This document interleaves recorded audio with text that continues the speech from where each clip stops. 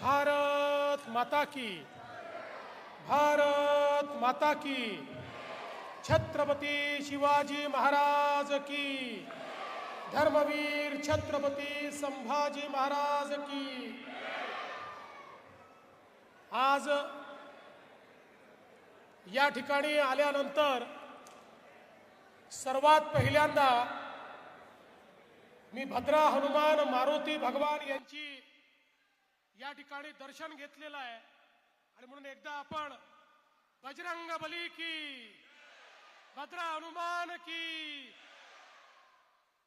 आजचा दिवस याकरता देखील महत्त्वाचा आहे की आज आपल्या देशाच्या प्रधानमंत्री महोदयांनी राम मंदिरावर धर्मध्वजा ही फडकावलेली आहे आणि अशा पवित्र दिनी रत्नापूरच्या भद्रा मारुतीचं दर्शन घेण्याची मला संधी मिळाली। ही खरोखर माझ्याकरता अत्यंत आनंदाची गोष्ट आहे। हिंदवी स्वराज्याचे सरसंस्थापक छत्रपती शिवरायांना मानाचा मुजरा करतो। भारतीय राज्यघटनेचे शिल्पकार भारतरत्न डॉक्टर बाबासाहेब आंबेडकर यांना मानवंदना अर्पित करतो।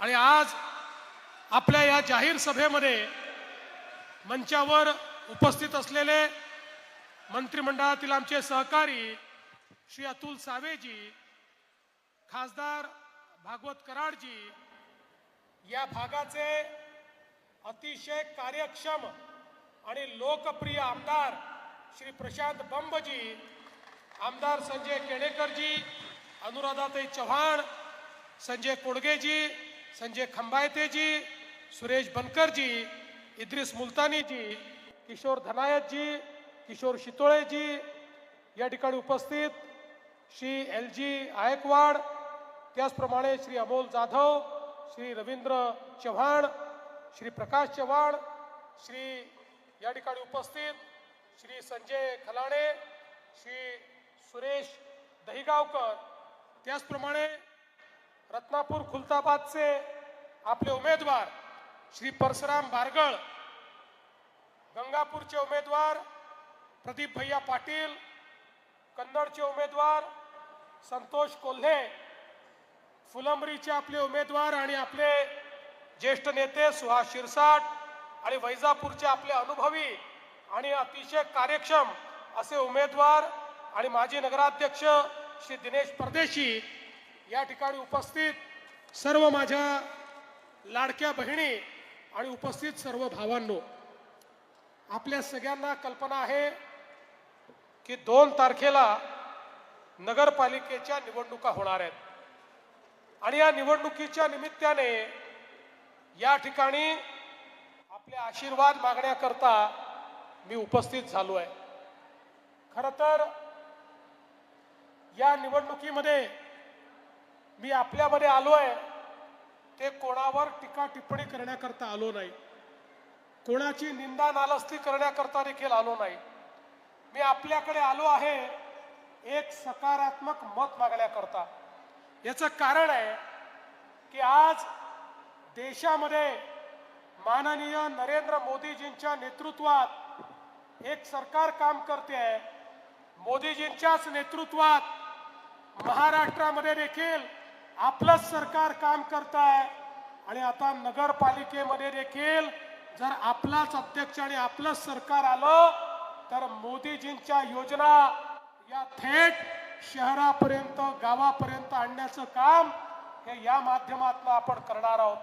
आणि म्हणूनच आज आपण या ठिकाणी जे मत मागतो, आपल्याकडे या सगळ्या शहरांना चांगलं कसं करता येईल, या शहरांच्या समस्या कशा सोडवता येतील, या ठिकाणी मोठ्या प्रमाणात विकास कसा करता येईल, या संदर्भातली एक ब्ल्यूप्रिंट आहे, याची योजना आहे, याची कार्ययोजना आहे, याचं नियोजन आहे आणि त्याकरता मोदीजींसारखा भक्कम पाठिंबा आपल्याकडे आहे। बंधू भगिनींनो, आपल्या देशामध्ये अनेक वर्ष शहरीकरण होत होतं, पण या शहरीकरणाला आपण अभिशाप मानत होतो। या शहरीकरणाचं नियोजन करण्याकरता आपण कधी प्रयत्न केला नाही. परिणाम काय झाला? गावातनं लोक शहरामध्ये आली, शिक्षण, आरोग्य, रोजगाराकरता, अन्न, वस्त्र, निवाऱ्याकरता त्या ठिकाणी लोक आले. पण गावांना, शहरामध्ये आलेल्या लोकांना राहायला जागा नव्हती. झोपडपट्ट्या तयार झाल्या, अतिक्रमण तयार झाली. पिण्याच्या पाण्याच्या योजना न झाल्यामुळे त्या ठिकाणी पिण्याच्या पाण्याचा प्रश्न निर्माण झाला.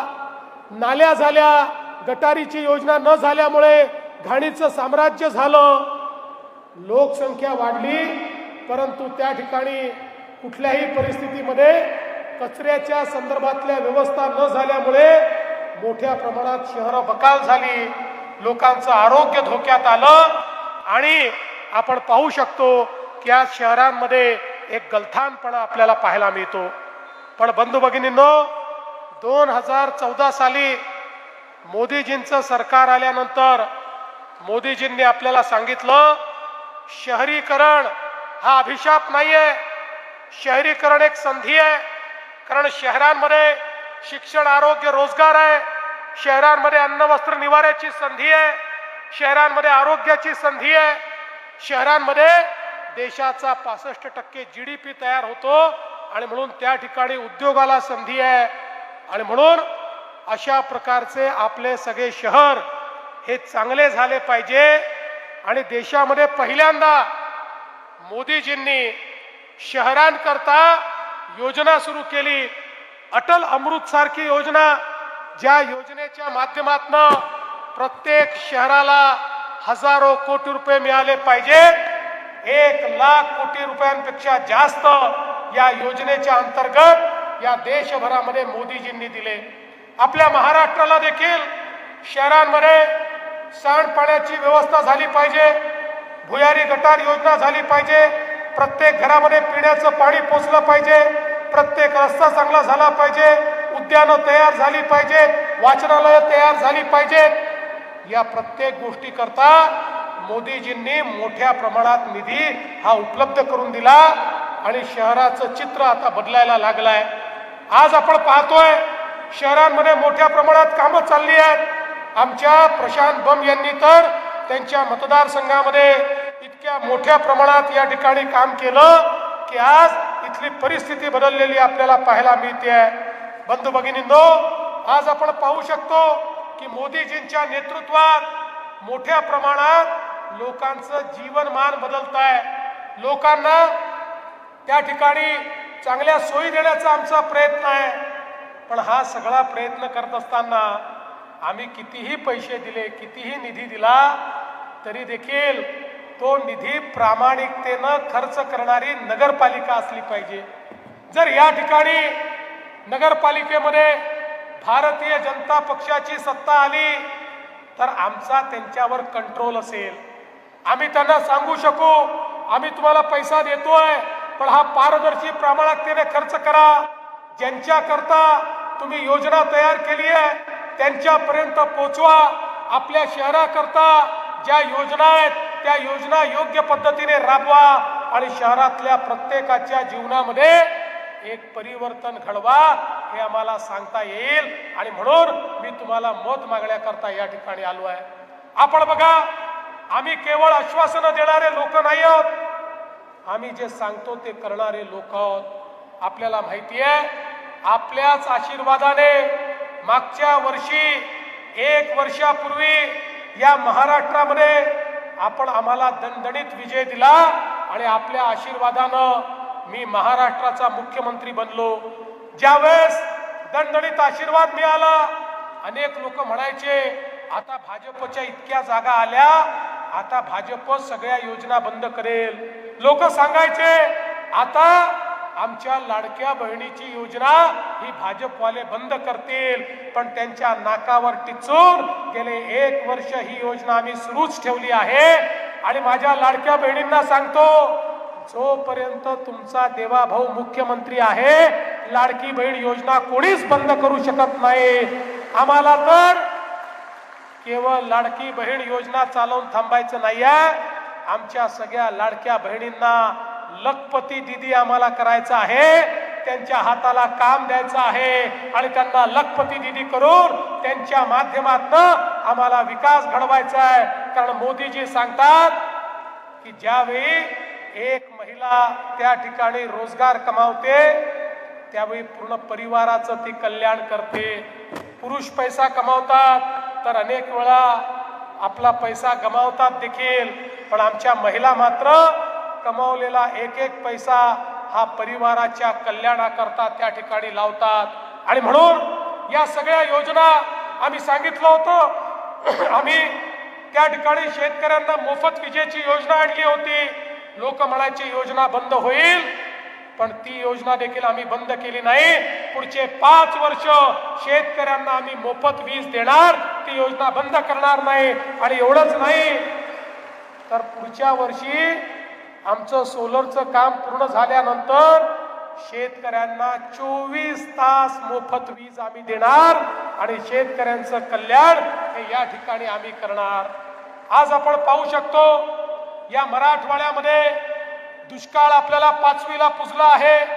हा जो काही दुष्काळ आहे हा दूर करण्याचा संकल्प आम्ही हातामध्ये घेतला. आणि मी 2018 साली सांगितलं होतं मराठवाड्याच्या या पिढीने दुष्काळ पाहिला, पण मराठवाड्याची पुढची पिढी हा दुष्काळ पाहणार नाही. आणि त्या ठिकाणी नदी जोड प्रकल्पाच्या माध्यमातून पाणी आणण्याचा निर्णय आपण घेतला. आज मला आनंद वाटतो की आता ते स्वप्न पूर्णत्वाकडे निघालेलं आहे. पुढच्या वर्षी ते काम आम्ही सुरू करणार आहोत आणि 54 TMC पाणी हे कोकणातनं या मराठवाड्यामध्ये आणून या मराठवाड्याचा दुष्काळ हा भूतकाळ करण्याचं काम हे आपलं या ठिकाणी भाजपचं सरकार निश्चितपणे करणार आहे. बंधू भगिनींनो, पण हे सगळं करत असताना प्रशांत बंब यांचं मी अभिनंदन करेन की त्यांनी त्या ठिकाणी BLIच्या माध्यमातून पहिल्यांदा आपल्या मतदारसंघामध्ये सिंचनाची अशी व्यवस्था उभी केली की शेतीपर्यंत पाणी गेलं, ड्रिपनी पाणी गेलं. आणि ज्या ठिकाणी काल परवापर्यंत शेतीला अडचण होती, आज त्या ठिकाणी बागायती शेती होती आहे. आता टप्पा 2चं काम देखील चाललेलं आहे. पिण्याच्या पाण्याच्या योजनेचं काम देखील चाललेलं आहे. मी तुम्हाला आश्वस्त करण्याकरता आलो आहे की भाजप निवडून आल्यानंतर मी जसा प्रशांत बंब यांच्या पाठीशी आहे तसा या सगळ्या नगराध्यक्षांच्या आणि नगरसेवकांच्या पाठीशी देखील पूर्ण ताकदीने आणि खंबीरपणे या ठिकाणी उपस्थित राहणार आहे. आताच प्रशांतनी सांगितलं म्हैसमा, वेरूळ, सुलीभंजन असं एक पर्यटनाचं सर्किट आपल्याला तयार करायचं आहे, ज्यामुळे मोठ्या प्रमाणात बदल होणार आहे. त्याकरता देखील आपण मदत करणार आहोत. आणि आमच्या प्रशांतनी गंगापूर उपसा सिंचन योजनेतनं 40 गावातल्या 25,000 एकर जमिनीला जे पाणी या ठिकाणी दिलेलं आहे, आज त्यातनं एक मोठं परिवर्तन होत आहे. त्यातनं चांगली पिकं तयार होत आहेत. पण या पिकांना मार्केट मिळालं पाहिजे म्हणून आपण समृद्धी महामार्ग तयार केला. आता समृद्धी महामार्गामुळे पुढच्या काळामध्ये आमच्याकडे हॉर्टिकल्चरची व्यवस्था झाल्यानंतर केवळ देशातच नाही तर परदेशात देखील आम्ही आमचा माल नेऊ शकू अशा प्रकारची व्यवस्था ही आपण या ठिकाणी करतो. आणि म्हणून मला खरं म्हणजे 1000 कोटी रुपयाची आपण गंगापूर वैजापूर ही ग्रीडची योजना तयार केलेली आहे. या योजनेला देखील आपण मान्यता दिली आहे आणि या सगळ्या माध्यमातून खूप मोठ्या प्रमाणात हे कार्य चाललेलं आहे. आणि मला विश्वास आहे की आपल्या हाती ही नगरपालिका आल्यानंतर या कामाला आपल्याला गती देता येईल आणि लोकांच्या जीवनामध्ये एक मोठं परिवर्तन हे आपल्याला घडवता येईल. बंधू भगिनींनो, मला फार लांब लचक भाषण या ठिकाणी करायचं नाही.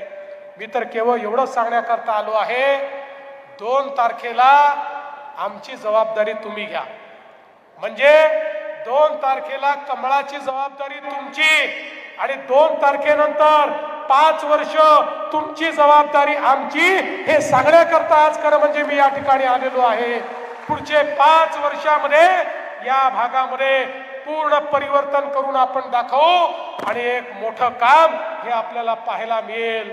बंधू भगिनींनो, या निवडणुकांमध्ये लोक वेगवेगळ्या गोष्टी तुम्हाला सांगतील. या निवडणुकीमध्ये वेगवेगळ्या प्रकारचं जातीपातीचं धर्माचं राजकारण देखील होईल, पण हे सगळं बाजूला ठेवा.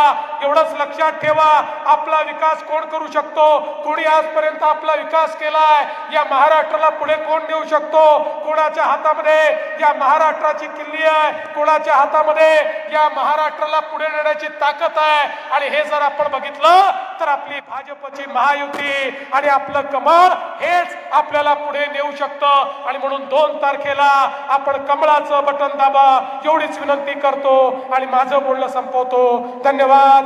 जय हिंद, जय महाराष्ट्र. धन्यवाद आदरणीय देवा भाऊ.